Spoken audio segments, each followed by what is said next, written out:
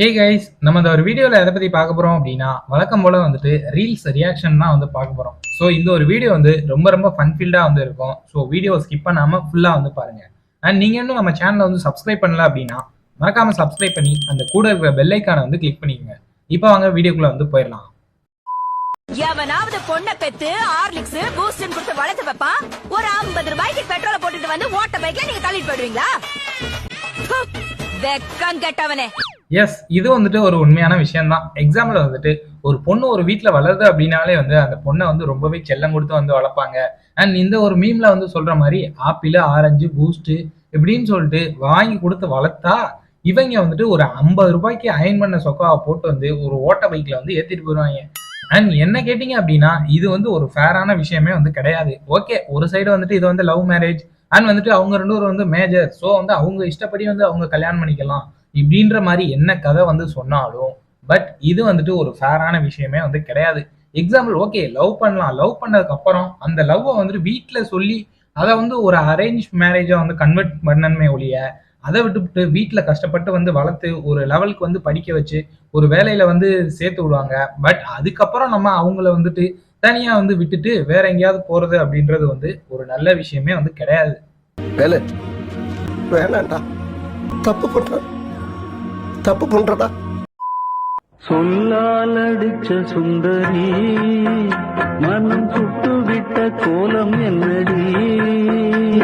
And இந்த ஒரு மீம்ல இருக்கிற விஷயம் வந்து ஒரு மரண வேதனை அப்படின்னே வந்து சொல்லலாம். எக்ஸாம்பிள் வந்துட்டு நம்ம ஒரு பொண்ணுகிட்ட வந்து ரெகுலரா வந்து பேசிட்டு இருப்போம், அந்த பொண்ணும் நல்லா தான் வந்து பேசிட்டு இருப்போம். அண்ட் அதுக்கப்புறம் ஒரு சில டேஸ்ல வந்துட்டு அண்ணா அப்படின்னு சொல்லும்போது தான் வந்துட்டு நம்மளோட ரியாக்ஷன் வந்து இந்த ஒரு மீம்ல இருக்கிற மாதிரி தான் வந்து கண்டிப்பா வந்து இருக்கும். எக்ஸாம்பிள் வந்துட்டு ஜென்ரலாவே வந்து இப்போ பாய்ஸ் வந்து ஒரு பொண்ணை பார்க்குறோம் அப்படின்னா நம்ம வந்து ஒரு க்ரஷ் மெட்டீரியலாக தான் வந்து பார்ப்போம். இதே வந்துட்டு ஆப்போசிட்டா பொண்ணுங்க வந்துட்டு எப்படி பார்ப்பாங்க அப்படின்னா ஓகே ஒரு ஃப்ரெண்டு இல்லைன்னா ஒரு அண்ணா இல்லைன்னா ஒரு தம்பி இந்த மாதிரி தான் வந்து நம்மளை பார்ப்பாங்க.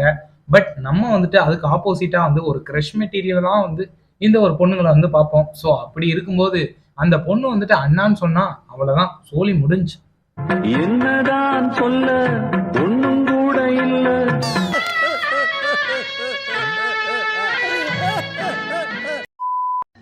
இவர்தான், இவருக்கு இதான் வேலை.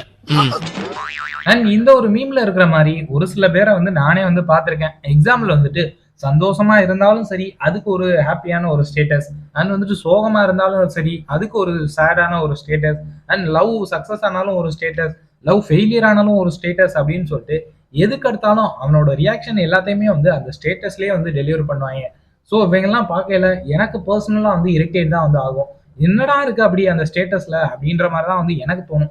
ஏன்னா பர்டிகுலர்லி நான் வந்துட்டு வாட்ஸ்அப்ல இந்த டிபியும் வந்து வைக்க மாட்டேன் அண்ட் வந்து ஸ்டேட்டஸும் வந்து அந்த லெவலுக்கு வந்து போட மாட்டேன். ஸோ எனக்கு அதை பார்க்கும்போது வந்து என்னடா அவங்க எதுக்கு எடுத்தாலும் ஸ்டேட்டஸே வந்து போட்டுட்டு இருக்காங்க அப்படின்ற மாதிரி தான் வந்து தோணும். ரொம்ப திட்டவும் முடியல, ஒரு அளவுக்கு மேல வேணா வேற ஏதாவது வார்த்தையை பேசி விட்டுருமோன்னு வேற பயமா இருக்கு. நீ வேணா வா, ஒரு பேச்சு சொன்னா என்ன அங்க வர சொல்றது, பதறி போயிட்டல. எஸ், இந்த ஒரு மீமை பத்தி தான் நான் முந்தின மீம்லயே வந்துட்டு சொன்னேன். என்னன்னா நம்ம பாய்ஸ் எல்லாமே வந்துட்டு ஒரு பொண்ணு வந்து ஃப்ரெண்டா தான் பழகுனாலும் கூட நம்ம வந்து மைண்ட்ல வந்துட்டு ஒரு கிரஷ் மெட்டீரியலாக தான் வந்து வச்சிருப்போம். ஸோ அந்த பொண்ணு எப்படா ஏதாவது வந்து பேசிடாதா அதை நம்ம அப்படியே லவ்வா வந்து கன்வெர்ட் பண்ணலாம் அப்படின்ற மாதிரி தான் வந்து நம்மளோட மைண்ட் செட் எல்லாமே வந்து இருக்கும். சிம்பிளா சொல்லணும் அப்படின்னா எப்பன்னு தான் வந்து இருப்போம். அவ்வளவு வெறி மாப்பிளைக்கு எல்லாம் உங்களுக்காக தான் மாமா. கூட எத்தனை பேர் வராங்கன்னு கேளுங்க. நம்ம வருஷம் ஃபுல்லா ஏப்ப சாப்பையா சிக்கின ஆத்தியார் எல்லாம் வச்சு செஞ்சிருப்போம். அந்த வாத்தியாரெல்லாம் நம்மள செய்யறதுக்கு ஒரு நாள் மட்டும்தான் அது இந்த நோ டியூ ஃபார்ம் சர்டிபிகேட் வாங்குறது தான். அண்ட் இந்த ஒரு மீம்ல இருக்கிற விஷயம் வந்து உங்க எல்லாத்துக்குமே வந்து கண்டிப்பா வந்து புரியும். எக்ஸாம்பிள் வந்துட்டு இந்த ஸ்கூல் டைம் இல்ல காலேஜ் டைம்லயே வந்து எடுத்துக்குவோமே, நம்ம ஏதாவது இந்த ஸ்டாஃப்ஸ் எல்லாம் வந்து ஒரு மாதிரி வச்சு வந்து செஞ்சிருப்போம். இல்ல அப்படின்னா ஸ்டாஃப்ஸ் எல்லாம் வந்து அந்த லெவலுக்கு வந்து மதிக்க மாட்டோம், ஒரு மாதிரி மாசா வந்து சுத்திட்டு இருக்கோம்னே வந்து வச்சுக்கிறோமே. அவங்க வந்துட்டு அதுக்கு ரிவெஞ்ச் எடுக்கிற டைம் தான் வந்து இந்த ஒரு நோ டியூ.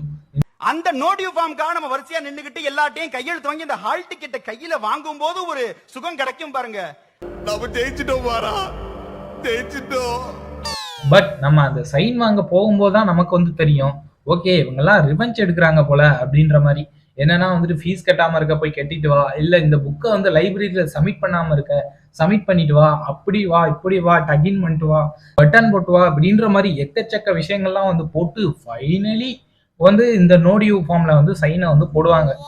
அண்ட் ஃபைனலா இந்த ஒரு நோடியூ ஃபார்ம்ல வந்து சைன் வாங்கினதுக்கு அப்புறம் இந்த ஒரு ஸ்டூடெண்ட்ஸோட மைண்ட் செட் எப்படி இருக்கும் அப்படின்னா, வரண்டா சின்னசாமி. சரிடா.